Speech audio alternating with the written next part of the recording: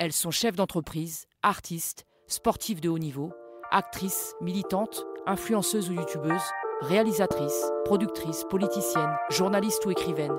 Et elles se confient dans ce podcast. Confidentiel met en lumière le parcours de ces femmes extraordinaires, souvent éclipsées dans les récits médiatiques. Mais de toute façon, tu sais que c'est confidentiel. Originaire d'une cité du 78, passée par la célèbre fac d'Assas, Narges a gravi les échelons un à un. Elle a travaillé dur pendant des années dans les médias spécialisés afin de finalement mériter sa place. Senior French Rap Editor chez Deezer. On a enfoncé les portes pour les ouvrir aux nouvelles générations. Maintenant que les portes sont ouvertes, mesdames, prenez vos places. Entretien confidentiel avec Narges Bahar, la reine des playlists rap français. Bonjour Narges, merci, c'est très gentil d'être venue chez Value. Comment tu vas ? Écoute, ça va super, merci beaucoup. Merci à vous pour l'invitation, je suis très contente. C'est vrai ? Ouais, super. Habituée à ce genre d'exercice ? Habituée, oui. Après, est-ce que je préfère... est-ce que c'est ce que je préfère je sais pas. C'est toujours compliqué de se retrouver dans la posture de l'interviewer, je dirais. Et alors ? Tu préfères quoi ? Tu préfères poser des questions ? Te confier ? Je pense que je préfère faire parler les gens. J'ai la sensation que ce qui est le plus intéressant, c'est d'écouter les autres. Et puis moi, j'ai toujours eu ce truc où j'avais envie d'écouter les histoires des autres. Et puis aussi de tendre mon micro. Voilà, ça peut être aux artistes ou aux gens de façon générale. Je pense que ce que j'aime le plus dans ce métier, c'est écouter et faire parler les gens. Et quelque part, c'est comme de la psychologie ou de la psychothérapie ou tu endosses le rôle d'un psy ? Je ne sais pas si je dirais que j'endosse le rôle d'un psy, mais en tout cas, c'est vrai qu'il y a une part d'écoute à avoir pour faire ce travail. C'est un endroit où il faut apprendre à mettre de côté ses propres considérations. C'est-à-dire que quand on est dans le rôle, en tout cas dans l'exercice journalistique, on pose des questions aux autres. Ça peut amener chez nous des réactions. Ça peut être en référence avec ce qu'on a pu vivre soi-même. Mais c'est vrai que j'ai toujours eu pour habitude de laisser ma vie personnelle de côté. Dans le sens où je suis vraiment là pour faire parler les gens et pour les écouter. Moins pour dire « Ah oui, c'est vrai, moi aussi ». Voilà, je pense que c'est pas l'endroit ni le lieu pour ça. Donc moi, j'ai eu beau fouiner un petit peu partout. C'est assez difficile de trouver des infos à ton sujet. Ah ouais. Ok. Mais on est là pour en savoir plus, Ben oui. D'accord ? Où est-ce que tu as grandi, toi ? Alors moi, j'ai grandi dans le 78. J'ai grandi à Borgard, donc c'est une cité en haut de Poissy. D'ailleurs, mes copines, quand j'étais à la fac, se moquaient pas mal de moi parce que j'étais à Assas à un moment. Donc, gros décalage. Tu l'as senti, toi, ce décalage ? Ah ouais, je l'ai senti, ouais. Parce que Rokhaya, justement, elle m'en parlait la dernière fois. Et elle disait qu'elle a subi le racisme, que c'était vraiment flippant. Le double racisme. Pourquoi ? Parce qu'elle était renois, bien sûr. Et parce qu'elle habitait à la Courneuve à ce moment-là. C'est ça. Bah ouais, moi, en fait, ça a été l'un des plus grands chocs de ma vie. On va dire que pendant toute mon enfance, je me suis challengée dans le sens où j'avais plein d'envies, notamment d'études supérieures, mais que j'avais tendance à avoir peur de sortir de mon confort, de mon quartier, de ma cité. En fait, moi, je vivais vraiment... Borgard, c'est un plateau, c'est en hauteur. À côté, il y a la forêt. Et on va dire, le centre-ville, c'est plutôt bourgeois. Et le fait est, en tout cas, dans ma compréhension du monde à cette époque-là, ce qui s'est passé surtout, c'est que je suis passée de Borgard, donc le plateau, à un collège un peu... J'avais l'impression qu'il était bourgeois, tu vois. Je me disais, les gens ont plus d'argent que moi. J'étais pas avec beaucoup de personnes racisées. Donc déjà, ça a été mon premier choc. Et très vite, c'est ce qui fait que quand j'ai dû aller au lycée, j'avais deux options. Soit j'allais au lycée dans une banlieue plus bourgeoise à Saint-Germain-en-Laye, soit j'allais au lycée où j'étais de facto sectorisée, qui était le lycée qui était dans ma cité, le lycée Le Corbusier. Et en fait... je suis allée faire un petit tour à Jean-Baptiste Poquelin à Saint-Germain-en-Laye et j'ai eu peur, en fait. Donc, je suis partie dans mon lycée à côté de la maison. Et donc, du coup, quand je suis arrivée à Assas bien des années plus tard, c'est vrai que moi, ça a été un choc énorme parce qu'en fait, j'arrive, je me dis, je suis maghrébine, je vois pas de maghrébins, je vois pas de de noirs, très peu de personnes racisées. Je vois écrit des trucs en mode syndicat de droite qui se félicite d'être bien en place dans cette université. C'est une université où je vois des croix gammées sur des tables, tu vois. Alors après, je pense pas le seul endroit, malheureusement, parce qu'on vit dans une époque où les extrêmes montent et le racisme est grandissant. Mais c'est vrai que j'ai toujours été dans ce truc où je suis une meuf de cité. J'ai grandi avec les miens et j'étais dans un confort. Voilà, ça me plaisait et en même temps, j'avais besoin de vivre d'autres choses et de connaître, tu vois, d'autres environnements. Donc, je pense qu'à des endroits, je suis un peu ce qu'on appelle une transclasse, c'est-à-dire que j'ai forcé par les études mon statut social de départ. On dit souvent que on met plusieurs générations finalement à pouvoir sortir de sa condition sociale. Et je dirais que ce changement de classe, si je peux dire ça ainsi, c'est quelque chose qui va, en tout cas moi, durant toute mon adolescence et ma vie de jeune adulte, à la fois me pousser et en même temps m'effrayer. J'ai ma fille, moi, qui est un petit tournant de sa vie. Là, elle est en 3e. Elle va passer au lycée prochainement. Et elle travaille hyper bien à l'école. Elle a 17 de moyenne. D'ailleurs, c'est bien, je suis très fière d'elle. Et, je lui ai donné un petit peu plus d'argent de poche ce mois-ci. Et elle a le choix entre aller dans le meilleur lycée de Paris, enfin, le meilleur lycée entre guillemets, hein, ouais. Voilà. Et, mais ils bossent H24 comme des oufs. Apparemment, il y a une énorme pression des professeurs, etc., tu vois, du corps enseignant. Et, ou sinon, d'aller dans un lycée de secteur un peu plus cool, tu vois. Moi, a priori, tu vois, j'ai envie de la pousser dans le meilleur lycée, mais, tu vois, est-ce que tu as un conseil à lui donner? Je pense qu'il faut que ça vienne d'elle-même. Il faut en discuter avec ta fille et voir déjà où elle a envie d'aller. Est-ce qu'elle a cette capacité aussi à supporter la pression aussi jeune? C'est vrai qu'on met beaucoup de pression sur les enfants dès la maternelle. Il y a un rythme qui est assez conséquent. Enfin, tu vois, ils sont là à 8h30, 17h limite.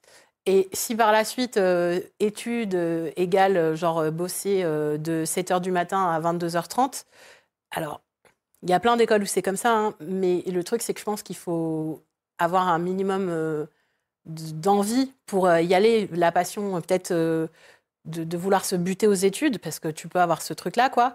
Mais en tout cas, il ne faut pas forcer les gens à aller dans une direction qui peut peut-être les stresser, les traumatiser et peut-être pas les emmener là où ils devraient ou tu vas aller.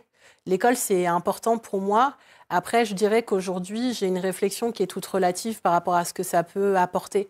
En fait, il n'y a pas une façon d'arriver à l'endroit qui nous est destiné. Et je ne suis pas convaincue que l'école fasse tout, surtout au vu des valeurs qui sont défendues au sein de l'éducation nationale aujourd'hui. Donc, j'aurais tendance à dire un environnement qui lui est... Ouais, qui lui ressemble, quoi. Qui lui ressemble, dans lequel elle peut aussi s'épanouir et être qui elle est, pas nécessairement se conditionner à devenir ce que la France la force à devoir être. Ça, c'est hyper important aujourd'hui, je pense. Et toi, quand tu étais à Assas, tu étais une des seules rebeux, on va dire, ouais. Ou... ouais. Bah, en fait, moi, à Assas, c'était un peu particulier parce que je n'étais pas en droit. Ce qui s'est passé, c'est que j'ai fait tout mon parcours un peu école dans ma banlieue. Parce que après mon bac, pareil, j'ai encore eu cette envie de... On s'en va, donc je m'inscris à Nanterre en langue.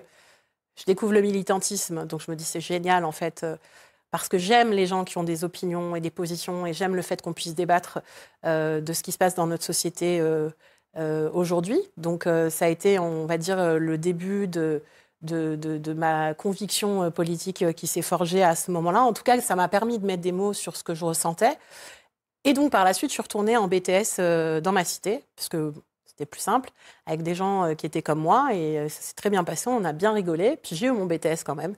Derrière ça, j'ai enchaîné sur 2 ans de fac à l'autre bout du monde, donc j'étais à Créteil, parce que c'était l'une des rares facs qui prenait des BTS en 3e année. Et une fois ce cursus fait, qui était plutôt dans le commerce et le marketing, je me suis dit, bon ben voilà, maintenant tu peux peut-être commencer à à penser à faire quelque chose qui te plaît. Parce que jusque-là, j'avais fait des études parce que je pensais que l'école allait me sauver, déjà, et que c'est ce qui allait faire que j'allais devenir quelqu'un. Et donc, à Bac+4, je me rends compte que, en fait, c'est pas tout à fait comme ça que ça va se passer, que la plupart des portes sont fermées parce que derrière ça, tu enchaînes avec un master ou éventuellement avec une école de commerce. Moi, j'ai pas les moyens d'aller en école de commerce.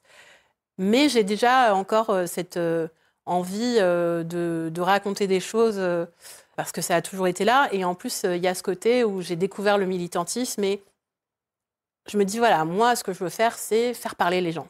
Donc, à cette époque-là, je ne lis pas du tout le journal. Je suis vraiment loin de savoir ce que c'est que les médias et le journalisme. Mais je ne sais plus comment je tombe par hasard sur un site internet qui me parle de Assas avec une formation diplômante qui permet à des Bac+4 de se retrouver à l'Institut français de presse, l'IFP qui fait partie d'Assas. Et c'est comme ça que j'arrive à Assas. Donc, je suis dans un truc qui s'appelle une formation diplômante à Assas et dans laquelle ça va être hyper intéressant parce que je vais me retrouver avec des gens qui viennent de Cagnes, Hippocagne, qui ont fait des prépas,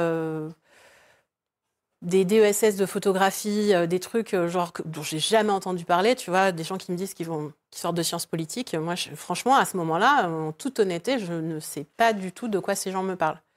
Et donc, du coup, mon expérience avec Assas, elle est à la fois bouleversante en termes de ce que ça va m'apporter en termes de stimulation intellectuelle et de possible. Et en même temps, c'est horrible parce que je suis dans un environnement où je vois des gens qui sont en droit. Alors, il y a peut-être des gens très cool, mais en tout cas, j'ai un truc un peu uniforme, très masse dominante qui me ressemble pas, quoi. Ouais, c'est dur après parce que c'est vrai que tu es partagé entre l'envie de faire et à côté de ça, comme tu parlais par rapport à ma fille, à l'épanouissement en fait personnel et humain, quoi. Ouais, c'est ça. Après, je pense que c'est bien aussi parfois de savoir un peu se bousculer. Ouais. Mais je dirais que l'envie, elle doit être aussi hyper personnelle.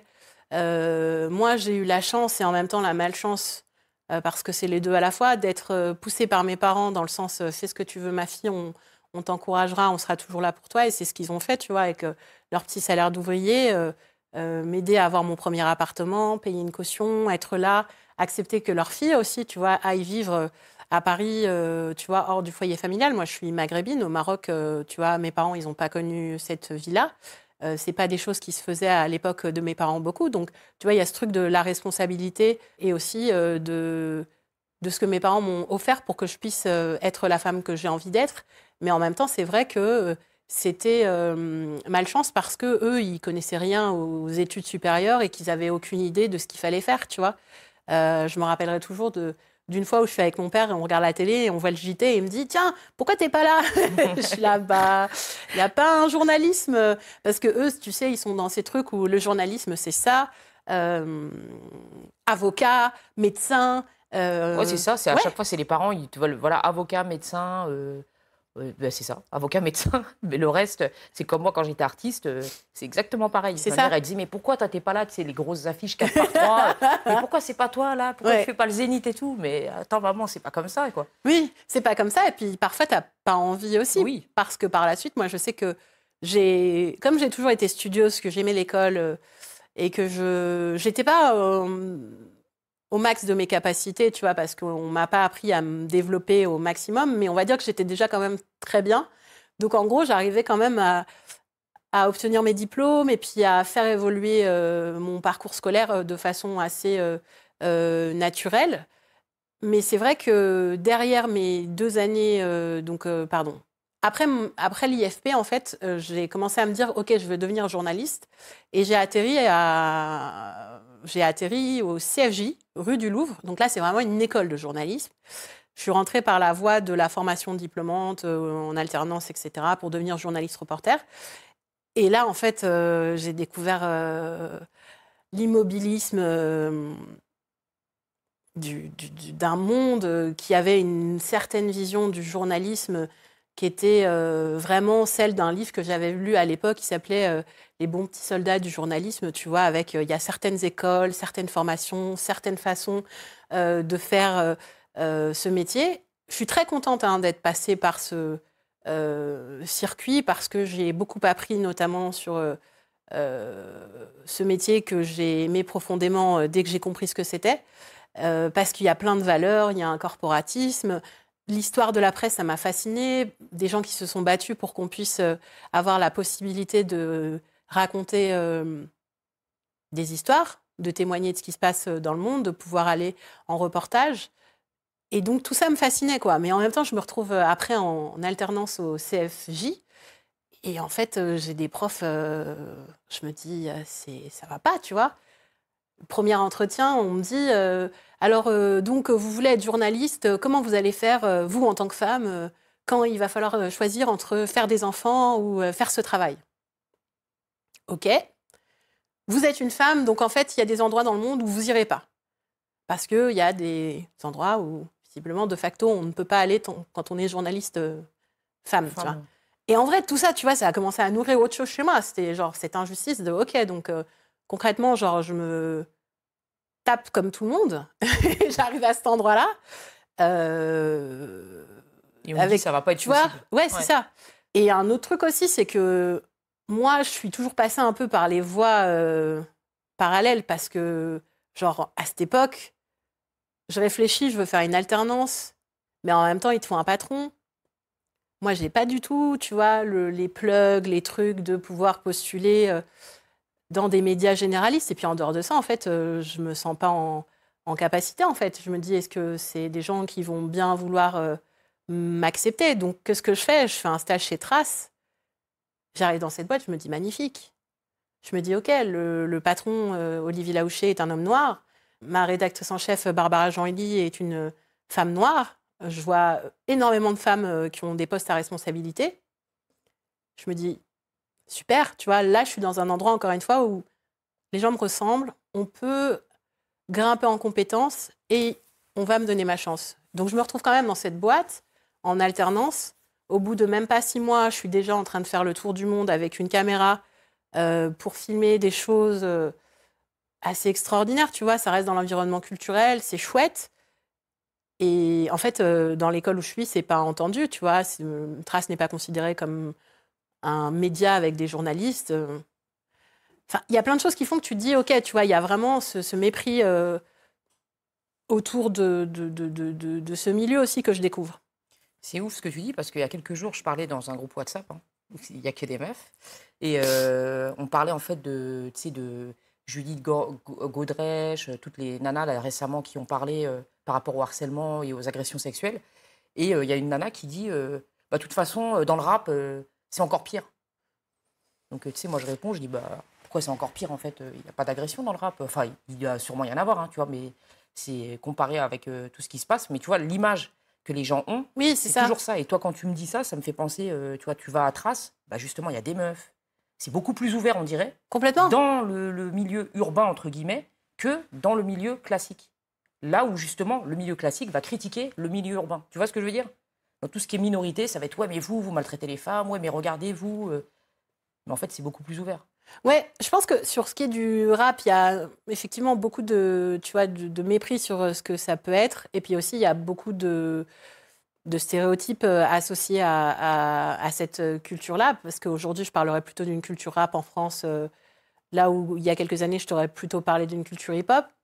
Après, je dirais que le rap, il n'est pas bien différent de ce qui se passe dans la société. C'est-à-dire qu'il y a ces dossiers, il y a des violences faites aux femmes, il y a des affaires extrêmement graves aussi qui ont traversé le rap durant ces dernières années. Mais c'est pas pire. Voilà, c'est ça. Il n'y a pas plus, quoi. Il n'y a pas plus, c'est juste comme partout. Après, c'est malheureux, mais la société aujourd'hui, elle est comme ça. Et c'est bien qu'on ait de plus en plus de femmes qui n'aient pas peur de dénoncer les violences qu'elles ont pu vivre, parce que je pense que la parole a besoin de se libérer sur ces sujets-là, et que c'est important d'avoir ces témoignages et d'avoir derrière ça une nouvelle génération qui n'a plus peur de s'exprimer. Alors, OK, on parle beaucoup aussi du tribunal Twitter, du tribunal sur les réseaux sociaux, mais le fait est qu'à un endroit, si la parole n'est pas entendue ailleurs et qu'elle peut commencer à se propager à cet endroit-là, c'est bénéfique. Et je crois réellement qu'on a besoin aussi de passer par des moments de colère et, tu vois, presque violent dans ce qu'on va déverser pour pouvoir faire en sorte de faire évoluer les choses. Il y a aussi beaucoup de sujets qui doivent être discutés en non-mixité. Quand tu me parles de ton groupe WhatsApp, c'est important en fait. Ces endroits-là, c'est précieux parce que ça fait plus office de safe place pour beaucoup de femmes ou de personnes qui s'identifient comme femmes, qui auraient peut-être peur de parler dans un environnement où elles seraient avec tu vois, une mixité ou en tout cas peut-être plus d'hommes présents à cet endroit-là, quoi. Ça, il y en a beaucoup qui ne le comprennent pas. Ça me fait penser encore à Rokhaya, hein, parce que j'ai eu beaucoup de retours. Tu sais, on a fait l'interview et en fait, j'ai eu beaucoup de retours dans laquelle, en fait, dans des retours qui disaient qu'elle était pour la non-mixité pendant les, comment on appelle ça, les conférences qu'elle faisait là. Ok. Tu vois de quoi je parle? Ouais. Où c'était interdit aux Blancs. Après, en fait, la non-mixité, c'est important à bien d'endroits. La non-mixité, c'est important à bien des endroits. En fait, il faut réussir à réfléchir en non-mixité sur certains sujets pour pouvoir ensuite les réfléchir en mixité. Tu peux pas te dire que tout doit être réfléchi à travers le prisme de gens qui ne te ressemblent pas. Donc, à un endroit, oui, c'est nécessaire qu'il y ait de la non-mixité avec des safe places où on a des personnes minorisées ensemble. Voilà, si ça doit se décider ou se discuter entre personnes noires, c'est qu'il y a forcément, tu vois, des sujets, des référentiels qu'on ne peut pas avoir, tu vois, au même titre que on ne peut pas aujourd'hui ces fameux débats autour du féminisme universel. Ça, c'est genre juste qui parle de ça, tu vois. Globalement, ce sont des sujets qui sont évoquées par des femmes blanches. Donc, généralement, elles sont quand même de facto dans un environnement qui va leur être beaucoup plus favorable, avec des conditions et des réflexions relatives à la misogynie qui ne vont pas être celles d'une femme noire. Je n'aurai jamais le même référentiel qu'une femme noire en étant une femme maghrébine. Donc, le truc, c'est qu'à un endroit, c'est normal qu'il y ait des conversations qui soient, tu vois, en non-mixité.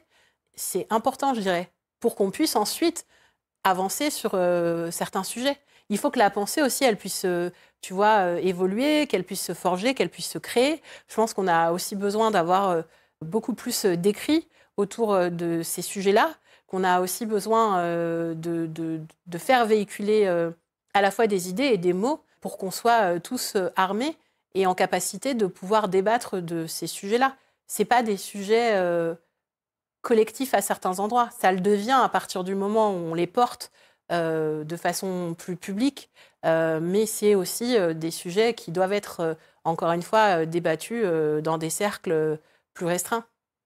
Je suis d'accord. On a beaucoup de femmes de quartier qui arrivent à trouver des bons tafs, hein. Je vois mes copines avec qui j'ai grandi. Il y en a une qui est directrice marketing d'une grosse boîte. Il y en a d'autres qui travaillent dans des cabinets d'avocats, etc. D'ailleurs, je leur passe un grand bonjour. Et de l'autre côté, tu as beaucoup de gars qui galèrent, tu vois. C'est clair. Qui sont au chômage, qui sont obligés de créer leur boîte parce qu'ils n'ont pas d'opportunité. Est-ce que toi, tu as le sentiment que les mecs et les meufs de cité font face aux mêmes défis? C'est une super question. En fait, je pense que non. Le truc, c'est qu'il y a aussi un mépris de classe assez présent. Le racisme n'est pas le même. C'est hyper difficile, ces sujets, parce qu'en fait, il faut penser aux individualités avant de vouloir réfléchir à un truc assez collégial en te disant c'est comme ça, c'est comme ça. On peut faire des moyennes, mais il est vrai que c'est toujours très délicat. Après, c'est clair que pour un mec de cité, c'est souvent beaucoup plus difficile. Parce que ils grandissent aussi avec un stress permanent, tu vois. Je pense qu'il y a énormément de mecs dans les cités qui ont des PTSD, tu vois. Des symptômes de stress post-traumatique qu'on retrouve notamment chez les gens qui ont vécu des événements assez tragiques, parce qu'en fait, tu évolues dans un environnement où tu es conditionné à l'échec, tu te butes à la fumette, il n'y a pas d'encadrement médical, psychologique, contrôle de papier constant, tu te fais péter, tu vois, en bas de chez toi hyper régulièrement. il y a tout un truc qui fait que, ouais, tu vois, là où, en fait, les meufs de cité, même sans vouloir faire de généralité, parce que, voilà, il y a d'autres méfaits, malheureusement, aussi, qui sont présents, quoi. Mais en tout cas, c'est vrai que tu grandis pas de la même façon. Et puis, après, il y a aussi... il y a des trucs assez terribles, c'est-à-dire que tu vas avoir aussi toute l'exotisation que tu peux avoir autour de certaines femmes, la rebeu de cité, la beurette, voilà. Tu vois, le mec de cité qui est maghrébin ou noir, c'est juste le voyou, quoi. Donc, ouais. Ouais, on n'a pas le même traitement, quoi. Non, je dirais que de toute façon, il n'y a pas le même traitement, il n'y a pas une école, il y a des écoles, que la situation politique en France aujourd'hui ne favorise pas le fait qu'on puisse, tu vois, accepter aussi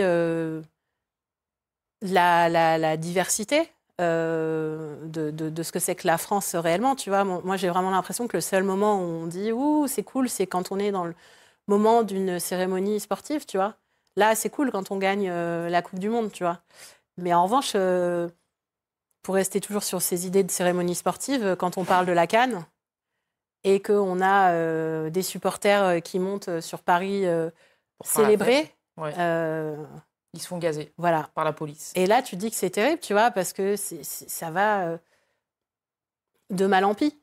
Ouais, c'est ouf, parce que c'est vrai qu'il y a toute une nouvelle génération qui songe vraiment à partir de la France pour vivre sereinement, vivre tranquillement. C'est ça, surtout quand tu as eu la possibilité de voyager. Moi, j'ai pu beaucoup voyager avec mon travail.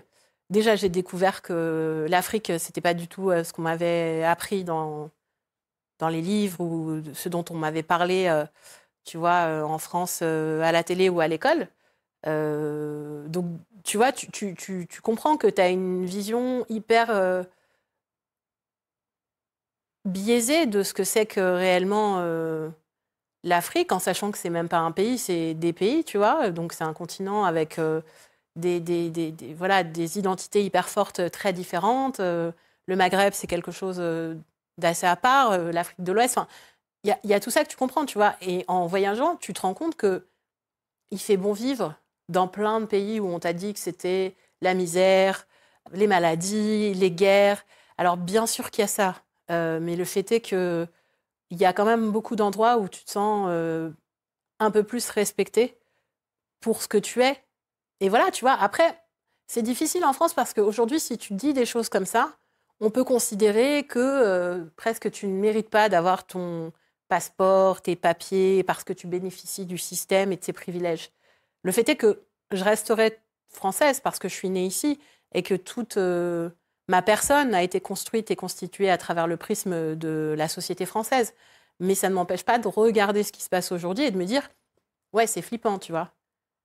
C'est flippant parce que, en fait, je me dis, après tant d'années, le dur travail qui a été fourni par nos parents, on n'est toujours pas accepté pour ce qu'on est, tu vois. Et qu'on voit aujourd'hui une radicalité de plus en plus, tu vois, décomplexée. Il y a des idées qui sont véhiculées à travers les médias, des personnes qui sont invitées dans les débats publics, des experts, en plus, là, les experts, qu'on retrouve sur des plateaux à fortes audiences, qui défendent des idées qu'on n'aurait même pas entendues dans l'espace médiatique au début des années 2010, quoi. Je ne sais pas si tu as vu, justement, parce que tu parlais de Twitter et des animateurs télé. Hier, j'ai vu que Cyril Hanouna, notre cher Cyril, disait que Pascal Praud était l'animateur de la nouvelle décennie. Il disait qu'il n'était pas toujours d'accord avec ses opinions, etc. Tu vois. Mais il a quand même fait toute une tribune autour de... Enfin, tout un blabla autour de ça en disant qu'il était formidable, quoi. C'est quand même fou. Quand tu vois ce que le mec dit... c'est là où c'est triste. Parfois, je me dis qu'il y a un truc qui ne va pas, quoi. Après, j'ai envie de croire que c'est quand même possible de continuer à faire valoir d'autres idées. Et je pense qu'on a aujourd'hui encore toute une génération assez militante de personnalités qui sont à la fois publiques ou pas, mais qui permettent d'être un contre-pouvoir. Les réseaux sociaux, c'est à la fois le plus magnifique, j'ai envie de dire, et le pire au même endroit. C'est-à-dire que autant ça a permis une libération de la pensée à plein de gens aussi, de pouvoir faire entendre des discours qui n'étaient pas du tout entendus. Mais en même temps, je pense que ça permet, tu vois, une polarisation des opinions et que ça contribue à exacerber tous les travers et les folies, tu vois, du monde dans lequel on vit. Quand tu comprends qu'avec des algorithmes, on peut réussir à influencer des votes politiques, qu'on peut aussi lancer des campagnes pour te faire changer d'opinion.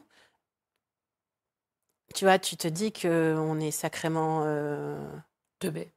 Ouais, teubé, ou en tout cas, on est dans un environnement... Après, tu vois, comme tu disais tout à l'heure en off, on ne peut pas tout changer, mais c'est sûr que la seule chose qu'on peut faire, c'est en tout cas essayer de s'interroger un peu sur ce qui se passe et peut-être ne pas prendre tout pour argent comptant. Parce que c'est hyper facile. Hein. C'est comme...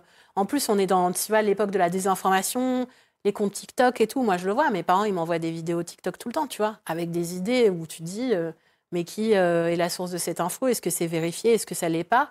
Et c'est pareil à la télé, en fait. Ils ont compris qu'on n'était pas, tu vois, les plus habiles ou les plus enclins à vouloir vérifier. Donc, en gros, tu vas te retrouver avec des mecs qui vont t'expliquer que dans telle cantine, on met du halal ou tu sais, des trucs un peu fantasques, histoire juste de nourrir et d'alimenter tu vois, les idées des uns et des autres. C'est vrai qu'il n'y a plus trop de vérification. Enfin, le dernier truc qui m'avait choqué, moi, c'était Caroline Fourest. Je ne sais pas si tu l'avais vue, elle était passée chez Ruquier et elle s'était embrouillée, je ne sais plus avec qui, et elle avait sorti « J'ai gagné mon procès » ou une histoire comme ça. Et en fait, personne... Mais vraiment, elle disait « Non, j'ai fait ci, j'ai fait ça », tu vois. Et la semaine suivante, t'as Ruquier qui est parti vérifier l'info et qui a dit, et d'ailleurs, je respecte beaucoup, je le respecte pour ça, il a dit « Je ne l'inviterai plus jamais parce qu'elle a menti délibérément en disant qu'elle avait gagné son procès ou... Ouais, c'est vrai que la question de la vérification de l'information, elle est hyper importante. Il y a aujourd'hui beaucoup de médias où, tu vois, c'est fait, que ce soit le Bondi Blog, Rue 89.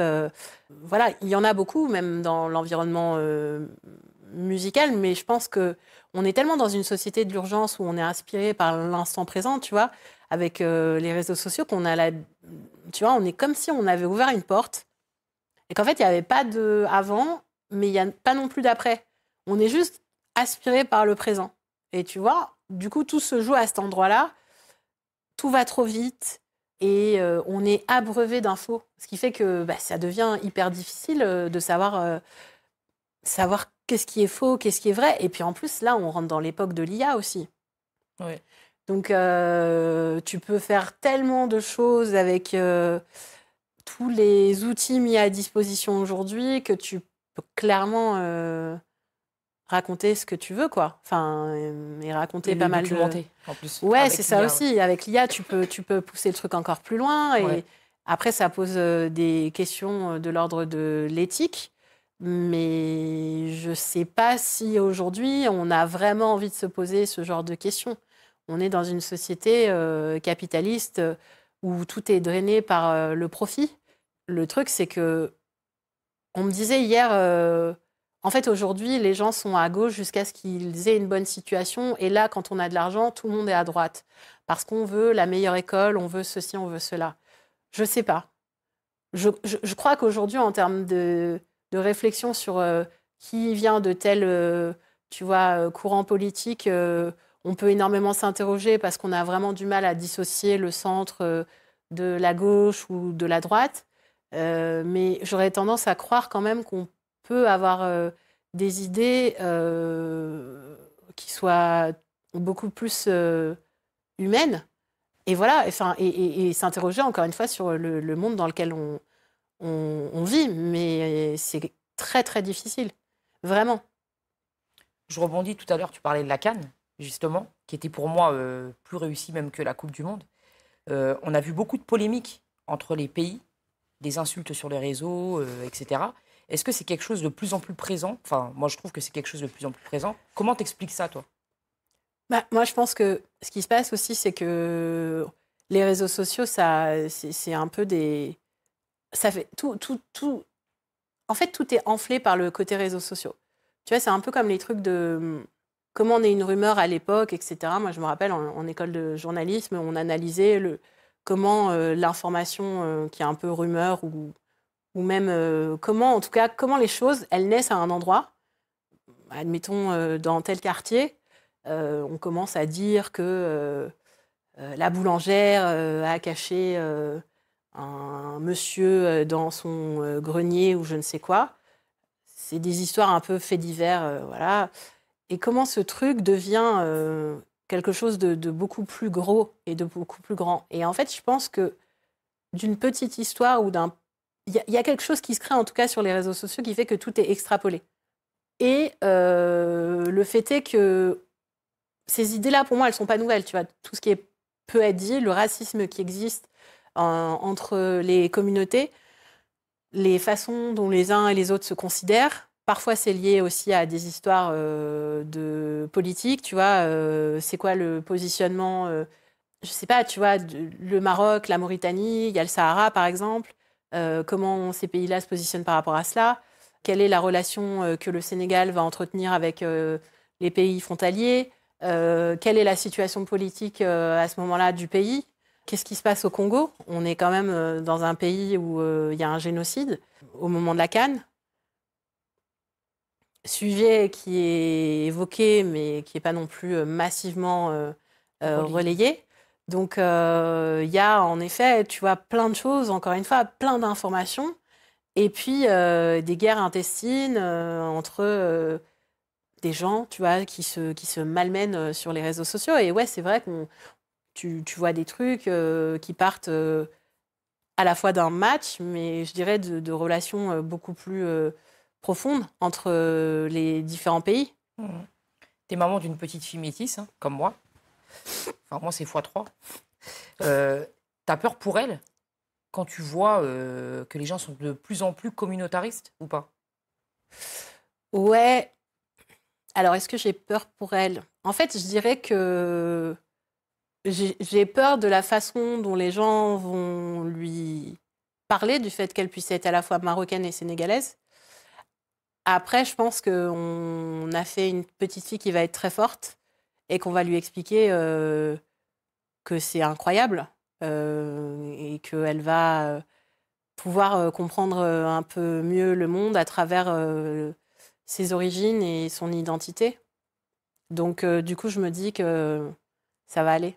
Pour en revenir à toi et à ton parcours, pour ceux qui regardent l'interview et qui savent peut-être pas qui tu es, aujourd'hui, tu es la journaliste rap du milieu. Hein. C'est quoi le morceau de rap, toi, qui t'a fait vibrer? Ah, c'est dur. Le ou les, hein, du coup. Je pense que l'un de ceux qui m'a le plus porté, qui m'a le plus fait vibrer, c'est le morceau de Lunatic, Le Crime Paix. Mais je crois que c'est aussi lié au fait que c'est un titre que j'écoutais beaucoup avec mon grand frère, qui a été DJ quand j'étais plus jeune. Et en fait, moi, il a fait un peu toute ma culture musicale avec ma grande sœur. Donc je dirais que les premiers morceaux vraiment qui m'ont frappé, c'est des morceaux que j'ai entendus avec eux. Et ce morceau, il fait partie de ceux où je me suis arrêtée en me disant, ok, tu vois, genre en entendant la voix de Ali et Booba, en fait, il y avait ce truc un peu de yin et de yang.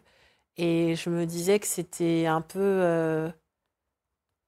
Enfin, je sais pas, il y avait quelque chose de beaucoup trop beau dans ce que j'entendais pour ne pas avoir envie d'en écouter plus, quoi. Comment il s'appelait ton frère, son nom d'artiste? C'était Dayouns, c'était il y a très longtemps. Dayoun? Dayouns, parce qu'il s'appelle Dayouns. Younes. Et Ok. donc, c'était Dayouns. Et en fait, il était DJ et il a commencé, lui, il devait avoir 14-15 ans, quoi. Puis progressivement, il s'est acheté des platines. Il mixait dans sa chambre. Je l'appelais le scratcher fou. Il me faisait regarder des cassettes de DMC. Donc je regardais des mecs sur des platines qui mixaient, qui faisaient des passe-passe, etc. Et ouais, c'est vrai que on va dire que le début de mon aventure avec la musique, ça a commencé avec mon frère et ma sœur. Et c'est aussi pour ça que j'ai vachement écouté dès le début de rap et de R&B, parce que ma sœur, elle était très R&B aussi. Donc, du coup, j'écoutais avec elle les Joe Desi, Blackstreet, période New Jack Swing, etc. Et mon frère, et il Monica, était... tu te rappelles? Voilà, ouais, The Boy Is Mine, ouais. Et mon Je frère, l'ai fait il écouter est... à mes filles, elles kiffent. Hein. Bah, c'est trop bien. Franchement, ça a pas vieilli. Hein. Non, c'est de la bombe. Hein. Enfin, en tout cas, ça a bien vieilli. Il y a deux albums que j'écoutais en boucle quand j'étais plus jeune. C'était Le Combat Continu d'Idéalji Ok. et Guet-apens. Ok. Est-ce que ça te parle, toi? Si, mais en fait, c'est marrant parce que là, tu me donnes ces refs et je me dis, ok, ça m'étonne pas. Pourquoi? Parce qu'il y a un côté...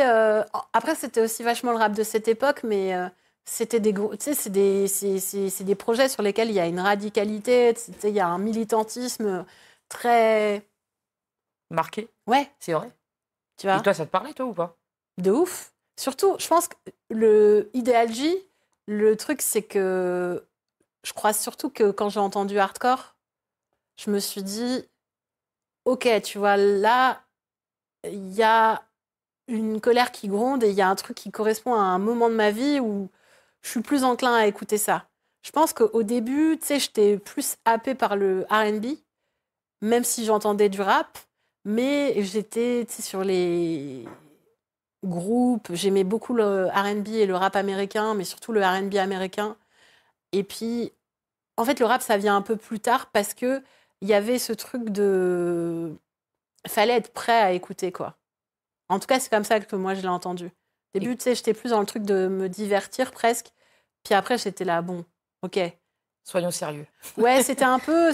En tout cas, il fallait avoir les épaules pour être un peu sérieux, je trouvais, tu vois, sur le rap, même s'il y a toujours eu du rap tu vois, qui divertissait.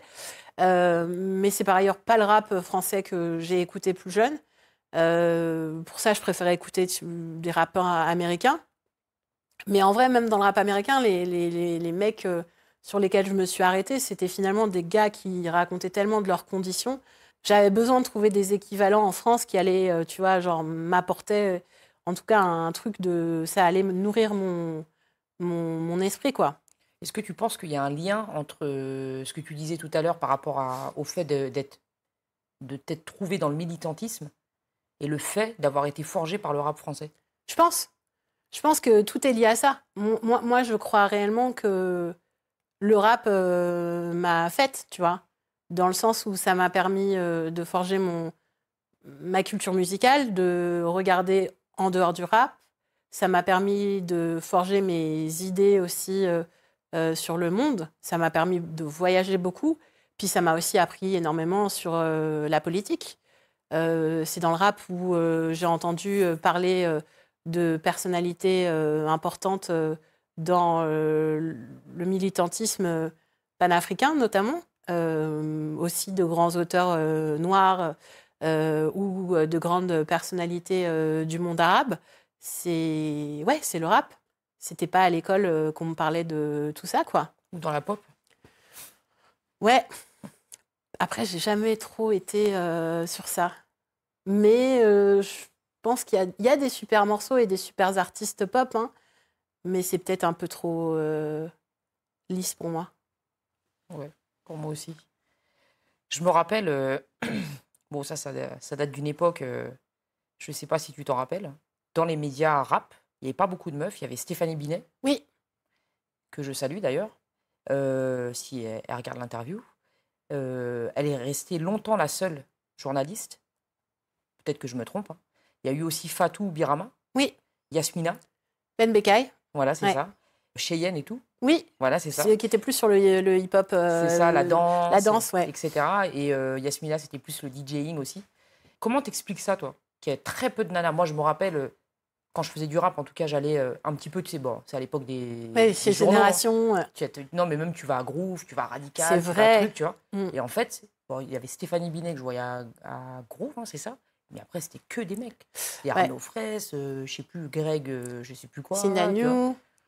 Ouais. Que des mecs. Bah, c'est vrai. Il y avait Valérie aussi Atlan à Ah oui, l'époque. Valérie Atlan, Valou. Radical. Mais Ouais. elle n'est pas restée hyper longtemps, je crois. Bah, assez longtemps pour qu'on puisse le noter. Mais en tout cas, en effet, pour rester dans le sens de ce que tu disais, il n'y avait pas beaucoup de femmes dans ce milieu.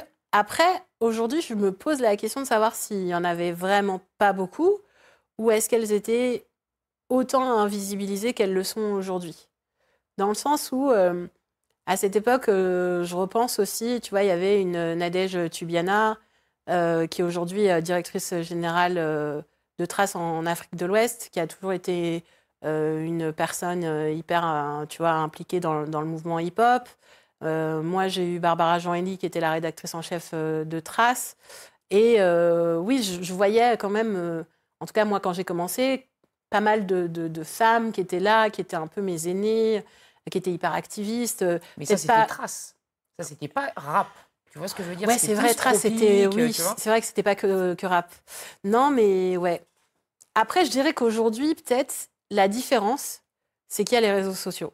Donc, en fait, le truc, c'est que même si on va dire qu'il n'y a toujours pas beaucoup de femmes qui ont des émissions, tu vois, dans les médias qui parlent vraiment que de rap, il y a aujourd'hui plein de femmes qui ont pris leur place, tu vois, qui sont allées sur Internet, lancer des chaînes, faire des lives sur Twitch, etc. Mais globalement, c'est vrai qu'il n'y a pas grand monde. Tu peux nous citer justement, toi, la nouvelle vague de journalistes femmes? Ouais, il y en a plein. Déjà, il y a aussi, tu vois, on parlait des aînés, des personnes qui étaient là depuis longtemps. Il y a Juliette Févé qui est là depuis de nombreuses années, qui a eu plein de casquettes, manageuse, label, qui est aujourd'hui sur RFI, qui a une émission qui s'appelle Légendes urbaines, dans laquelle elle reçoit pas mal d'artistes du milieu rap français, mais pas que par ailleurs. Et puis après, il y a toute la nouvelle génération qui est plus si nouvelle finalement, avec des profils comme Nifa, qui est chez Camino, qui parle vraiment de rap, qui se bute à ça, qui reçoit beaucoup d'artistes dans son émission. Wafa Mamèche qui fait une émission sur Bouscapé qui s'appelle Prose, qui est dédiée aux fines plumes du rap. Tu vas avoir Mekolo, qui est une personnalité hyper engagée, qui pousse les bons coups de gueule sur les réseaux sociaux et qu'on retrouve dans la récré notamment. Il y a quand même, tu vois, beaucoup de personnes qui se bougent pour faire des choses. Il y a Sandra Gomez aussi qui fait des lives sur Twitch, qui est dans l'émission de Mehdi Maizi, le Code Review. Donc, on voit des profils qui s'installent à des endroits différents. Après, c'est sûr et certain qu'on n'a pas encore aujourd'hui énormément de femmes qui tiennent des émissions où ça parle de rap, comme le signalait notamment Benjamin dans son livre « À qui profite le sale », où elle explique justement que les figures vraiment dans cet environnement rap féminine sont assez peu nombreuses. Tu te rappelles de ta première interview, toi? Ouais. On parle de la toute première rap ou la première? Première rap, tiens. Ah, la première. Non, première. Première? Ouais, première, pour avoir ton ressenti. La première, il y en a deux. En fait, il y en a une. J'ai été en stage à la mairie d'Arcueil, au service communication, et j'ai fait une interview d'une maman qui avait accouché chez elle. Donc, en gros, je faisais un tout petit papier. Elle a accouché avant que les pompiers arrivent, machin et tout. Gros stress, hein. J'avais écrit genre 4 lignes limite, mais grand stress. Ils m'ont envoyé derrière ça faire un truc avec le mec de Kaamelott, là. À l'époque, il était super connu. Il faisait son truc sur M6, parce qu'apparemment, ça tournait sur Arcueil. Et en fait, je me suis tapé un énorme stress. J'ai posé les questions, puis après, je suis repartie. J'avais envie de vomir presque, tellement j'avais stressé par le truc. Donc voilà, ça, c'était mes débuts, et ça m'avait vraiment terrorisée. À un moment, je me suis dit, ouais, peut-être qu'en fait, le journalisme, tu vois, c'est pas pour moi. En fait, je suis nulle, je crois.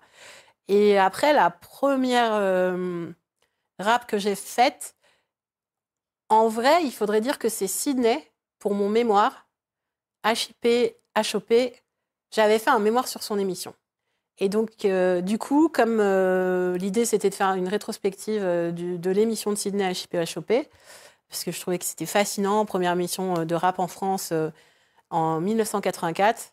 Donc, j'avais demandé à Sydney s'il aurait, s'il avait du temps, en fait, pour moi. J'ai envoyé un mail c'était mail, je sais plus. Non, attends, je crois que j'ai eu son numéro, parce que c'était il y a longtemps, hein. Et il a été super sympa. Et en fait, je me suis retrouvée à faire l'interview de Sydney dans sa voiture, où il m'avait donné rendez-vous. Il faisait pas beau. On était allé dans un café, pardon. Ouais, c'est ça. J'avais retrouvé Sydney dans Paris. On était allé dans un café et j'avais genre un petit enregistreur.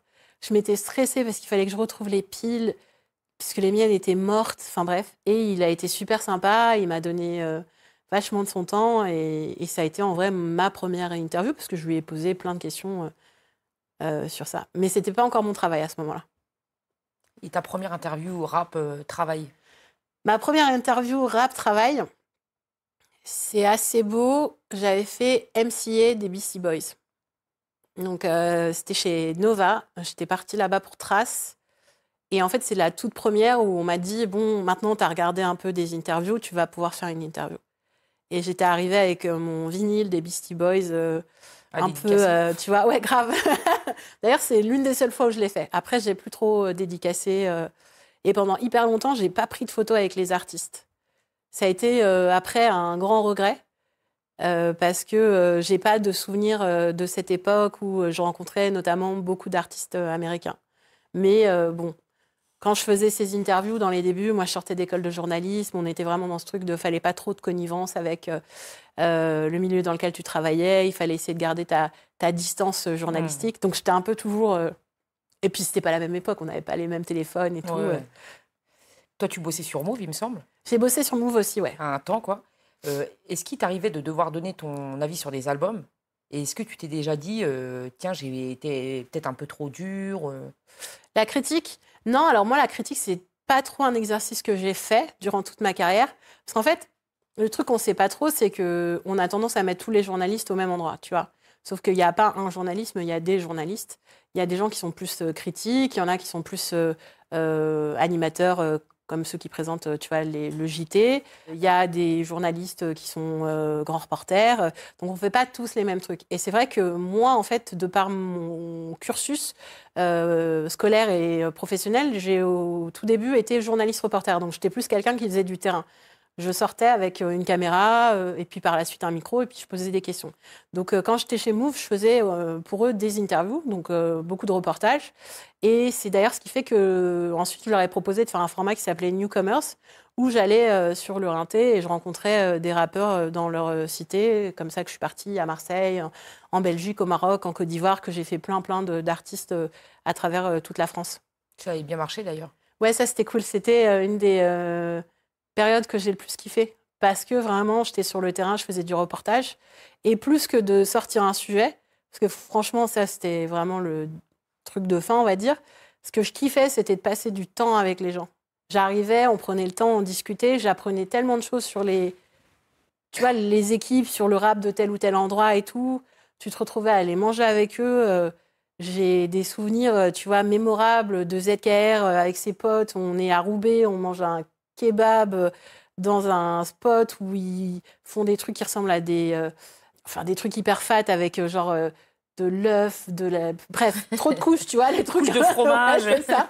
Donc voilà, tu sais, des souvenirs comme ça où tu vas en Belgique, tu vas voir Isha, tu passes du temps avec Stan, son manager. Enfin, à plein d'endroits, tu te rends compte que le meilleur moment, c'est vraiment pas l'interview, mais c'est tout le à côté et tout le temps que tu passes avec les gens.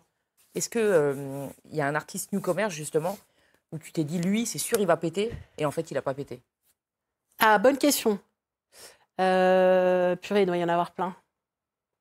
Parce que malheureusement, on va pas se mentir, les places sont chères. Et que du coup, il y a énormément de gens qui sont extrêmement doués et qui sont extrêmement besogneux, qui n'y arrivent pas. Les gens qui te disent que oui, le travail, ça finit toujours par payer et tout. C'est vrai et pas vrai tout le temps. Dans le sens où, au même endroit que toi, il va y avoir autant de personnes qui travaillent autant que toi, qui vont probablement pas avoir, tu vois, la même finalité ou la même arrivée que la tienne. Je pense qu'il y a une histoire de destin qui fait que c'est le destin qui a décidé que tu serais à cet endroit. Je crois beaucoup à ça. Donc, le truc, c'est que, pour revenir à ta question, j'ai malheureusement pas les noms en tête parce que c'est assez terrible, mais on a toujours tendance à oublier ce qui n'a pas fonctionné. Ouais, je pense. Du coup, après, je crois qu'il y a aussi, au-delà de échecs, je pense qu'il y a aussi beaucoup de gens qu'on a vu arriver un peu en les mettant à des endroits type c'est le futur top, top, top, et qui sont peut-être pas à cet endroit-là aujourd'hui, mais qui sont arrivés là où ils devaient arriver. Enfin, je sais pas comment expliquer. Il y a d'autres trajectoires qui se sont écrites pour eux, quoi. Ouais, c'est comme tu dis, c'est le destin. Oui, c'est ça.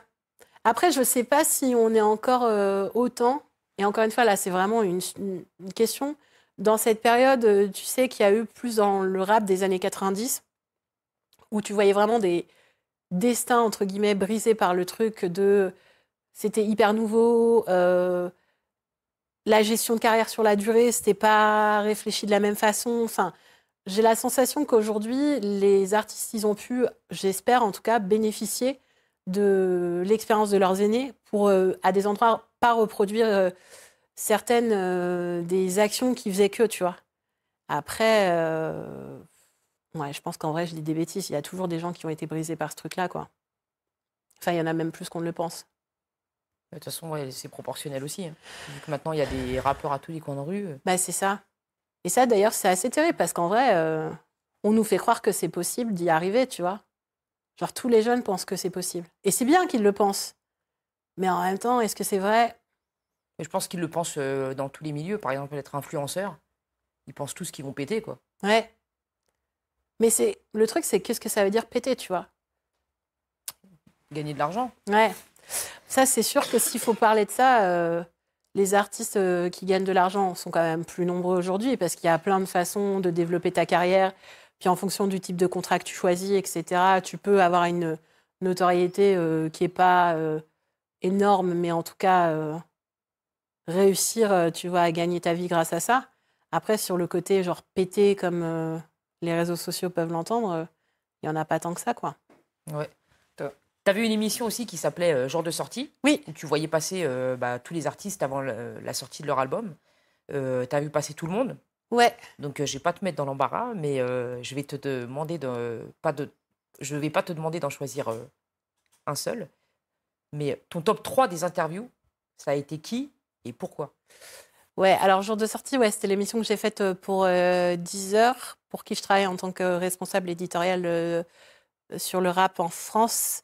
Et dans mon top 3, je dirais qu'il y a Aya Nakamura, parce que Aya, c'est une artiste que j'admire énormément, que j'ai vue arriver dans l'industrie il y a de nombreuses années, parce qu'on avait fait sa toute première interview à Move ensemble. Et c'est marrant parce qu'à cette époque-là, tu vois, là, par exemple, je ne m'étais pas dit, OK, Aya, ça va être la top star qu'elle est devenue aujourd'hui, tu vois. J'avais vu une jeune femme assez simple et on avait échangé, tu vois, mais c'était pas un truc où je m'étais dit, waouh. Là où, par exemple, le jour où j'ai rencontré Ninho, première interview pour Ninho aussi, il rentre dans les studios, je fais son interview et tout de suite, en fait, je suis frappée par sa bonhomie. Enfin, je trouve qu'il a un truc et puis je trouve qu'il est trop fort musicalement et je me dis, waouh, lui, ça va être une superstar, quoi. Et donc, pour en revenir à Aya, ça a été la première invitée de Jour de sortie. On n'avait pas du tout encore d'épisode, elle était déjà bien installée et elle a accepté d'être la première invitée pour le format vidéo de Jour de sortie. Et c'est vrai que ça m'avait... tu sais, j'étais contente, quoi. Et puis, c'est une artiste, encore une fois, que je respecte énormément. Donc, je dirais Aya.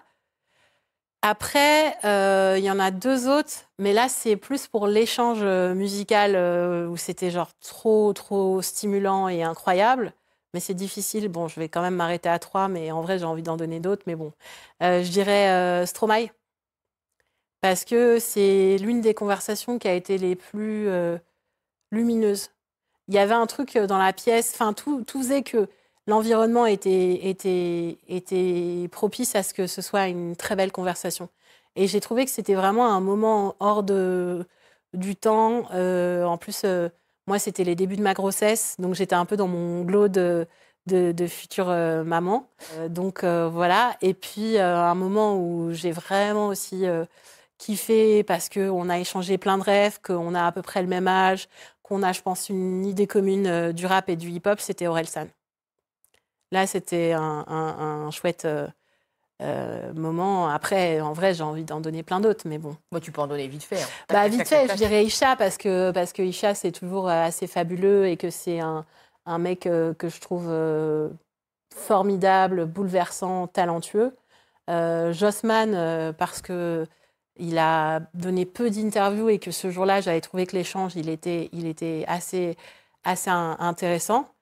Et puis, ouais, je pense que Kalash aussi, ça faisait partie des artistes avec lesquels j'avais envie de discuter parce que tout ce qu'il peut raconter de la musique, la situation de la Caraïbe par rapport à la métropole, enfin, il y a plein de choses hyper intéressantes dans son discours et sa musique. Et la dernière, parce que ça fait vraiment partie des artistes que moi, je rêvais de rencontrer parce que j'ai beaucoup d'admiration pour lui, c'est Jul.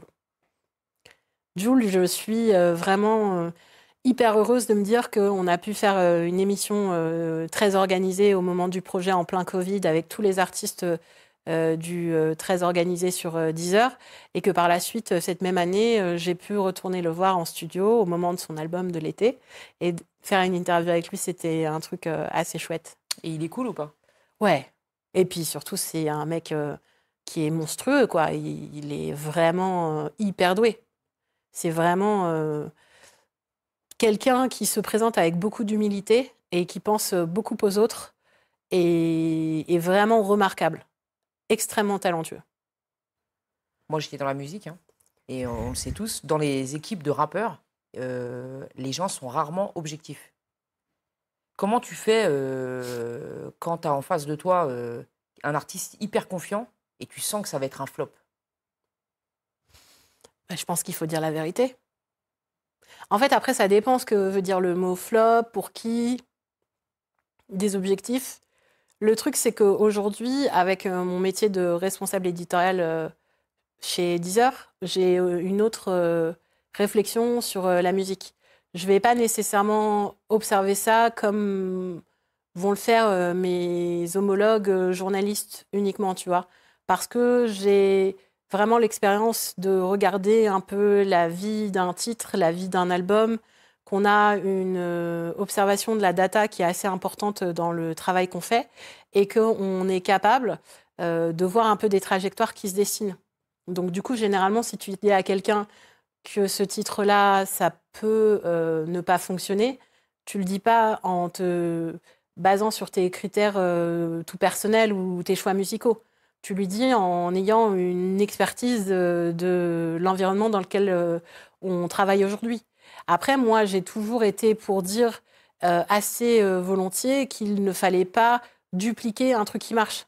C'est-à-dire, si Gazo, il arrive et qu'il fait de la drill comme il l'a fait, l'idée, c'est pas d'arriver en te disant « je vais faire exactement pareil pour que ça fonctionne ». À un moment, on avait vraiment ce truc-là dans les albums, notamment de rap français, où c'était la bonne copie. C'est-à-dire, il y avait le titre un peu carré VIP, un peu taille beat à la Marseille, le morceau un peu rinté.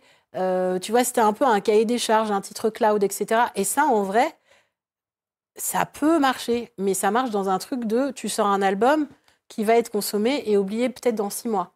Après, si tu es plus dans une réflexion de te créer un univers qui te va, tu vois, avec sa radicalité, son parti pris, ça sera peut-être plus long, mais ça fonctionnera à terme parce que tu vas trouver ton audience.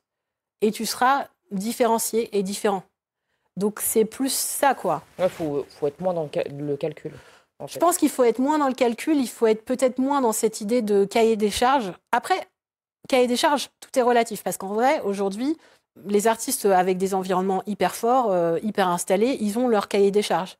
Donc, tu sais que Dja et Dinaz, ils vont te faire un album, ils vont avoir des titres up-tempo à la Dja et Dinaz, ils vont avoir un titre comme Pala, enfin, ils vont peut-être faire des trucs un peu plus house, un peu plus Ibiza, etc. Mais ils ont posé des marqueurs hyper forts qui fait que ils ont leur cadre, mais c'est le leur. tu vois. Maintenant, si toi, t'arrives et que c'est pas du tout ton truc à toi et que tu dis, je vais faire un titre un peu club à la Jaja et Dinaz et puis je vais faire un morceau à la Jul et puis après un truc un peu Jersey à la Kershak, forcément, en fait, déjà, j'ai dans ma réflexion et dans ce que je dis, je cite des noms d'autres artistes pour dire « ah là ». C'est jamais très bon. C'est jamais très bon de faire quelque chose à la quelqu'un pour essayer en tout cas de t'installer. Et pour péter, c'est encore plus difficile. Ouais, tu seras que la copie de... Ouais, c'est ça. Et ce qui est après assez fantastique, c'est qu'en vrai, il n'y a rien d'écrit ou de prédestiné. Et personne ne se disait que Djungeli, avec un morceau comme Petit Génie, il allait toper des scores incroyables, que ça plaise ou non, tu vois. Ou que des artistes qui font de la Jersey Drill ou même, tu vois, de la musique plus DMV, etc., allaient devenir les futurs rappeurs, tu vois, au top de demain. On peut vraiment pas savoir ce qui se passe. Et tu peux avoir dans cet environnement-là, tu vois, un rappeur comme Les SRAM, qui a fait en plus partie du Panama Bandé, dont sort PLK notamment, et qui aujourd'hui fait un projet qui est un album de rap très boom bap, très, on pourrait dire, pas dans l'air du temps aujourd'hui, et qui fait une première semaine, tu vois, très jolie, et puis qui a des beaux feats, et qui a un projet qui va rester. Je pense qu'il faut se détacher un peu de cette idée de ça marche en ce moment, il faut essayer de faire ça. Et le truc aussi compliqué, je dirais, c'est ceux qui te disent « moi, je veux faire autre chose ». Ça paraît abstrait, ce que je dis. Hein. Mais quand je dis « moi, je veux faire autre chose », c'est par exemple, tu as toujours fait du rap, et d'un coup, tu dis « ouais, je vais ouvrir ». OK, et tu fais des chansons. Mais en fait, il n'y a même pas eu de période de transition où tu as essayé d'amener ton public vers autre chose. Autant, tu vois, sur des profils comme Luigi, qui a toujours eu ce truc un peu rappé, chanté, c'est beaucoup plus évident aujourd'hui. Il sort son dernier album, Saison 00, il dit « c'est pas un album de rap ». Oui, c'est pas un album de rap, mais tu as un ADN rap, il y a des morceaux sur lesquels tu vas un peu poser avec les codes rap, et puis surtout, avant ça, tu as fait plein de titres où ça a été un peu kické, etc. Mais progressivement, en fait, tu amènes ton public vers autre chose. Et tu restes dans un environnement cohérent où tu vas avoir de la soul, de la bossa, etc., qui sont des musiques qui nourrissent elles-mêmes le hip-hop. Après, si tu as été dans un truc très rap, et qu'à un moment tu nous dis « je vais faire de la chanson », forcément, tu vois, tu vas à la fois perdre ton public et potentiellement, en fait, c'est où est-ce que tu vas être joué, par qui tu vas être travaillé, comment tu vas t'intégrer dans l'environnement. C'est un truc dont on parle très rarement. Les artistes aujourd'hui ont énormément de pression. On parle que des chiffres de vente. C'est ça. De vues. Ouais. Et même le public n'hésite pas à les descendre, les artistes, pour leurs chiffres, et à les commenter. La dépression dans le rap, c'est réel ou pas? Bah ouais, la dépression dans le rap, la dépression dans la vie. Je pense que le rap n'est pas à l'abri de ça, tu vois. Et il y a des artistes qui en parlent, et donc, tu vois, c'est hyper important parce que ça libère la parole. Je pense notamment à Isha qui a quand même pas mal parlé de toutes les difficultés par lesquelles il est passé avant d'arriver là où il est. Mais en dehors de ça, en effet, quand tu commences à accéder à cette célébrité, que tu te retrouves dans un environnement où tu as des impératifs qui sont à la fois les ventes, les streams, faire des TikTok, des trucs, des machins, ouais, tu as plein d'artistes qui ont vachement de mal, quoi. Qui sont psychologiquement affaiblis. C'est extrêmement difficile. Moi, j'ai toujours dit qu'il fallait des accompagnements psychologiques pour les artistes. Il faut qu'ils soient soutenus. Et ce qui est bien, c'est qu'aujourd'hui, on a des artistes qui eux-mêmes font le choix de se faire accompagner. Et c'est hyper important. Je fais du coaching média où je prépare des chanteuses, des rappeurs, des rappeuses à des runs promo. Bah, en fait, souvent, la première séance, ça a des allures de... Alors, je suis pas psy, tu vois, mais c'est un moment où tu entends toutes les craintes, beaucoup d'artistes qui parlent de leur rapport à leur physique, à leur image, aux commentaires, à la pression qu'ils subissent. Et en fait, tu te dis que on est vraiment dans un milieu où beaucoup de gens sont assez... c'est beaucoup, beaucoup de pression, en fait. Au-delà de parler de la fragilité des gens, c'est genre juste... Je ne sais pas si les gens se rendent compte, en fait. C'est qu'à un moment, même si tu n'es pas suivi par 1 million de personnes, tu as quand même peut-être, allez, 20 000 personnes qui te suivent. Mais c'est pas normal. C'est pas normal. Tu as des gens que tu ne connais pas qui se sont levés un matin, qui vont dire toute leur haine qui les traverse parce qu'ils n'ont pas aimé ton morceau. Même sans l'avoir écouté, hein, parfois. C'est Ouais. juste histoire de... Ouais, c'est ça. Ou parce que ta tête leur revient pas. Et puis toujours ce truc de comparer tout le monde. Et puis c'est ça aussi, tu vois, de parler des chiffres des premières semaines, etc. Genre lui, il a fait tant, mais non, mais Enfin, tu vois, c'est de l'art, c'est de la musique qu'on fait, tu vois. Normalement, moi, je me rappelle, t'as écouté son couplet, t'as vu comment il a fait son C'est ça. flow, son truc, le texte de ouf, ça m'a parlé, tu vois. Ouais. Là, maintenant, t'as vu combien il a fait? Ah, le midweek, c'est combien? Ah, il a streamé tant. Ah, il est disque de je sais pas quoi. Mais en fait, on s'en fout. Oui. Moi, je me rappelle, voilà, du numéro 1 en France, c'est La Danse des canards. Il est beau le bidet, il est laid le lavabo ou un truc comme ça, tu vois. Donc, si c'est ça les références, c'est de vendre des disques et de faire de la musique comme ça, bah, je préfère pas en vendre. Je pense ouais, je suis d'accord avec toi. Après, je pense qu'il y a les deux. Il y a des endroits heureusement bien heureux où les ventes, elles correspondent à la qualité des œuvres, tu vois. Et je pense que les œuvres qui sont largement plébiscitées, c'est des œuvres, tu vois, qui en fait viendraient à la base de ce qu'on dit le rap de niche, mais qui deviennent mainstream parce qu'ils ont un public qui a été acquis à leur cause, tu vois. Mais en gros, pour moi, l'un n'est pas antinomique avec l'autre. Là où ça me dérange, c'est quand je vois énormément de gens qui commentent ça, tu vois, et qu'on est là en train de parler du travail des artistes comme si c'était du bétail, tu vois. Genre, ah, il n'a pas vendu autant, ah, la honte, ah, ceci, ah, cela. Après, parler des ventes, c'est important et intéressant à des endroits. C'est-à-dire que moi, en tant que responsable éditorial, aujourd'hui, quand j'utilise le fait de dire il a fait une belle première semaine, c'est dans un truc très data de ce que je fais au quotidien. Est-ce que c'est en revanche utile qu'un jeune qui écoute un artiste aille commenter ces chiffres? J'en suis pas convaincue.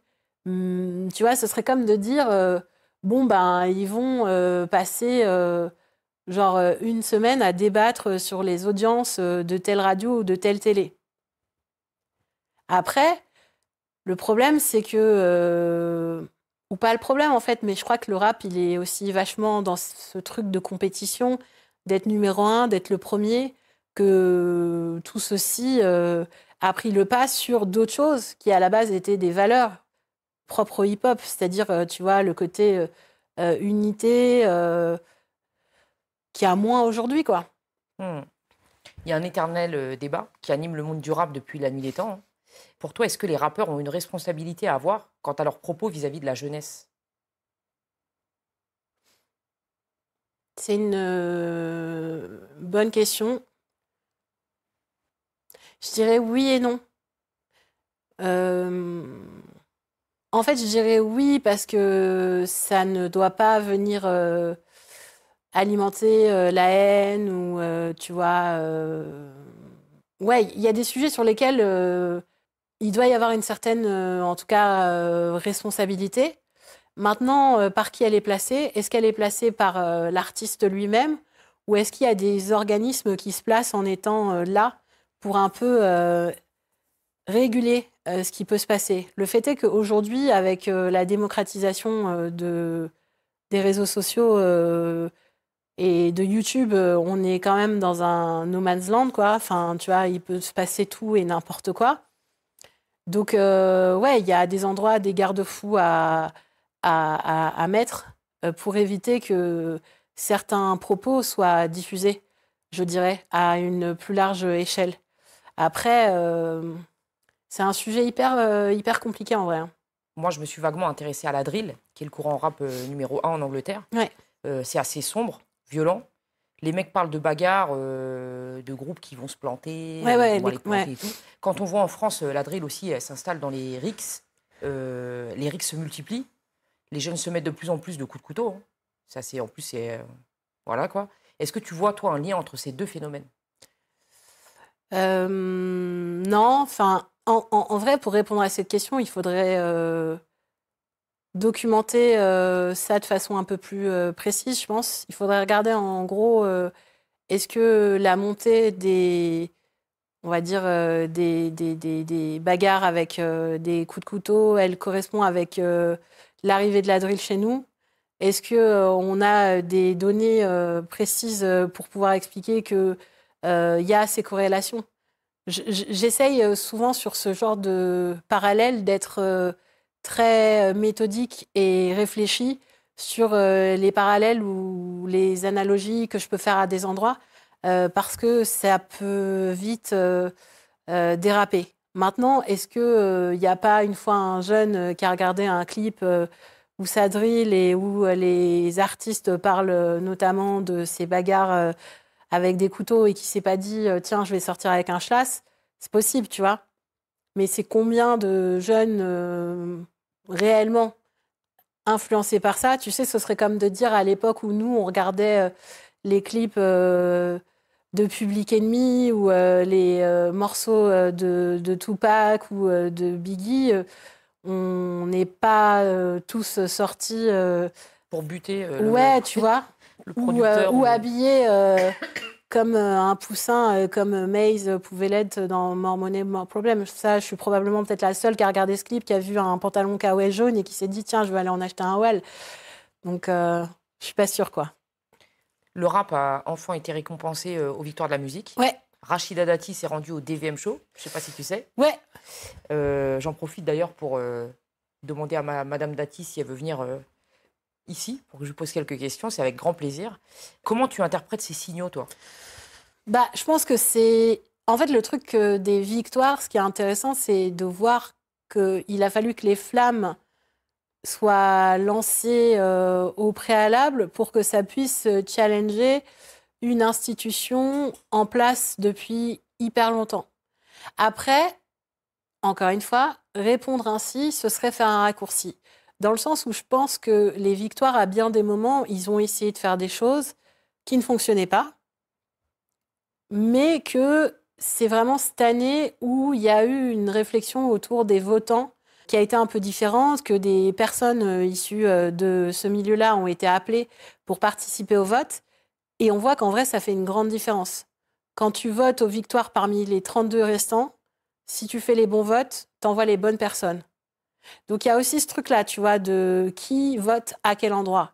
C'est plutôt pas mal de voir qu'à la fin, on a Aya Nakamura, Damso, qui sont récompensés, Shai également, Gazo, je crois que j'ai oublié personne. Mais voilà, tu vois, et des Meryl qui sont aussi dans les artistes, tu vois, nommés. On a aussi Yamé, par ailleurs, qui a gagné aussi une victoire de la musique. Donc, ouais, cette cérémonie, elle est juste à l'image de ce qui aurait dû se faire depuis longtemps. Et je pense, encore une fois, qu'il y a eu des essais de la part des victoires au préalable, mais que l'arrivée des flammes l'an passé, même si côté flammes, il y a aussi beaucoup d'évolutions à venir pour la prochaine édition. Mais en tout cas, tout ça, ça challenge. Et donc, ça veut dire que si jamais bon, j'ai envie de dire... L'entre-soi. L'entre-soi. Et un autre truc qui est jamais bon, c'est le monopole. Il faut de la concurrence pour se challenger et pour aller aux bons endroits. Et après, ouais, c'est un signal en tout cas fort en termes de visibilité. Maintenant, il y aura toujours des choses discutables et à discuter autour de ces cérémonies. Toi, t'as aimé le rap parce qu'il était politisé, Ouais, je pense. voire contestataire. Hein. Ouais. Comment est-ce que tu juges l'évolution du rap? Est-ce que c'était mieux Avant? Non. En vrai, c'est différent. Il y a du rap politisé, contestataire encore aujourd'hui. Quand j'écoute un mec comme Souffrance, déjà il s'appelle Souffrance, tu vois, avec toute la dynamique autour du Be Water qui me rappelle Bruce Lee, et c'est aussi, tu vois, des figures qui ont vachement influencé le hip-hop et la pop culture, tu vois, à l'échelle mondiale. Le coupé décalé, c'est une musique, c'est du boucan, mais les mecs, ils allaient regarder les films de kung-fu, ils s'inspiraient de ça pour faire des chorégraphies. Et en vrai, ça dit autre chose de la société. Même dans la fête, tu vois, il y a quand même de la lutte qui s'installe à tous les endroits. Donc, je dirais que c'est pareil aujourd'hui dans le rap français. Il y a des albums qui sont hyper engagés pour des raisons très, très différentes. Je crois qu'un album de Shai aussi mainstream qu'il soit, il est engagé par le fait qu'elle soit une rappeuse dans un environnement majoritairement dominé par des artistes hommes aujourd'hui. Ça va pas sauter aux yeux dans ce que ça raconte, mais dans tout ce qu'elle elle essaye en tout cas d'insuffler, tu vois, avec sa DA à elle. Je dirais qu'il y a une part de militantisme. Et je crois que c'est juste une façon de regarder aussi peut-être ce qui se passe sous nos yeux aujourd'hui. Pour moi, le côté militant ou engagé, c'est pas nécessairement descendre, aller aux manifs ou faire des morceaux qui dénoncent comme 11 minutes 30 contre les lois racistes, même si ça reste pour moi une œuvre centrale du rap français et qu'on aurait besoin d'avoir plus de titres comme ceux-là dans une période comme celle qu'on vit aujourd'hui. Ça, franchement, ce serait, tu vois, des choses hyper précieuses. Mais on a quand même plein de gardiens du temple, avec des rappeurs comme Rimka qui vieillissent bien dans le rap et qui sont toujours là à être à la fois des ponts entre les générations et en même temps dans les sujets qui vont être évoqués et la façon de travailler le rap, ou même Medine, tu vois, qui va jusqu'à faire des albums comme Made in France. Il y a plein de choses qui existent aujourd'hui. Donc, je sais pas si c'est mieux qu'avant. Je pense que l'époque où j'ai connu le rap, c'était une époque où il y avait moins d'albums. Donc, du coup, tu avais peut-être plus le temps de saigner le projet. Et puis, c'est aussi ton adolescence et tout. Donc, tu restes avec un album de IAM comme Ombre et Lumière ou, tu vois, NTM ou Ideal G ou Kerry James par la suite. C'est des projets, tu les as écoutés, tu les as saignés. Ça va tu vois, c'est genre encore aujourd'hui, tu les connais, quoi. Là, aujourd'hui, on est dans une période où ça va beaucoup plus vite. Il y a énormément de sorties. Aujourd'hui, c'est l'ère du single. Ouais, c'est l'heure du single et puis c'est l'ère t'as sorti un titre cette semaine et la semaine prochaine, on t'a déjà oublié, quoi. Ça, c'est malheureux. C'est beau. Comme on disait juste avant, c'est énormément de pression, quoi, pour les artistes. C'est énormément de pression pour les artistes et je pense qu'on mériterait tous d'être un peu plus, j'ai envie de dire, clément avec eux. Pas pour une histoire de connivence ou quoi, juste pour une histoire de compréhension de l'environnement dans lequel ils évoluent. Parce que ça va vraiment très très vite et que l'oubli est presque un passage, j'ai envie de dire, obligé ou déterminé dans 90% des cas, quoi. Tu as bossé, toi, sur des grosses structures, tu es chez Deezer, etc. Parallèlement à ça, tu montes, un peu comme nous, ta propre émission en indé, Ouais. 100% indé, il faut le préciser. Est-ce que tu vois une grosse différence, toi? Ouais, la plus grosse différence que je vois, c'est qu'on s'amuse et qu'on est une équipe hyper soudée et qu'on a les mêmes envies et qu'on se respecte énormément les uns les autres et qu'on arrive à communiquer. Il y a un truc dans les boîtes qui est parfois assez difficile, c'est les alignements. Parce que, en fait, tu vas avoir tel service qui répond à telle guidelines, l'autre service à telle directive. Tu as vu, en plus, j'utilise des mots en anglais parce que les boîtes, on est un peu dans cette ère du... on parle, on dit remote, machin, le workflow. Enfin, c'est hyper intéressant, hein, mais c'est juste que, ouais, là, tu as cette liberté aussi de faire ce que tu veux. C'est-à-dire que là, par exemple, si on se dit, OK, on veut recevoir tel artiste, ben vas-y, si tout le monde est chaud, on le fait, tu vois. On se dit, on veut voir une chanteuse comme Fanny G qui a fait un album incroyable qui s'appelle Vous les hommes, qui a énormément influencé la pop culture par la suite. Ben on se dit OK, tu vois. On veut voir Rimka, OK, Medine, c'est parti. Il n'y a pas de, tu vois, il faut que ça rentre là, il faut que ce soit ci. Validé par tel Ouais, truc tu et vois. tel truc. Ouais. Moi, ce qui m'a donné envie de faire mon émission, c'était que j'en avais marre de faire ce taf-là pour les autres. Dans le sens où c'est bien, hein, on m'a donné plein d'espace pour faire les choses, mais j'ai jamais senti que j'avais le lead à 100%. Tout était à discuter, etc. Et en vrai, à des endroits, ça me dérange pas encore aujourd'hui de travailler comme ça, parce que je pense qu'on va encore plus loin en étant dans la réflexion et la discussion collective. Mais là, sur DA, on a toujours ce truc de discussion et réflexion, mais on est vraiment libre de choisir de faire les choses comme on veut. Et ça, c'est hyper plaisant. Et il y a un autre truc aussi qui est chambé, que j'ai compris en faisant DA, c'est que ce que tu fais, ça tient beaucoup à qui tu es. Pendant longtemps, tu vois, j'ai cru que j'arrivais à faire telles interviews, tel truc, parce que je bossais pour tel média, telle boîte. Et là, en fait, c'est la première fois que je fais un truc et j'appelle les gens et je leur dis « Coucou, vous venez dans nos studios, il n'y a pas de... » T'as vu, c'est petit média, petit... Et en fait, les gens viennent. Quel que soit l'endroit où ils sont dans leur carrière, franchement, sans mentir, on a aussi bien des artistes, top artistes avec plein de certifs, plein de machins, comme on disait tout à l'heure.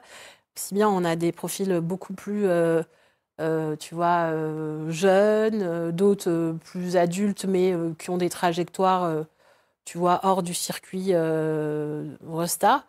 Et c'est cool. Tu as monté ta propre émission, donc. Tu as ton poste chez Deezer. Qu'est-ce que tu te vois faire après? C'est une bonne question. Je réfléchis toujours beaucoup à l'après.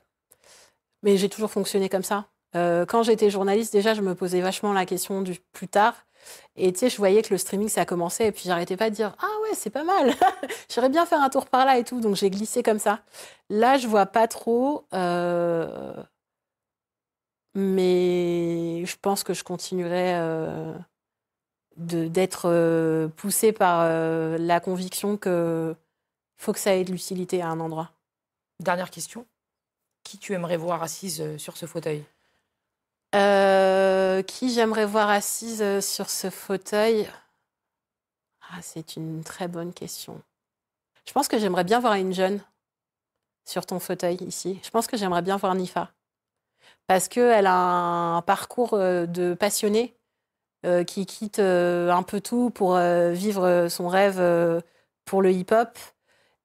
Tu sens qu'elle est vraiment dans ce truc très nerdy du rap, de comment elle regarde les artistes, comment elle...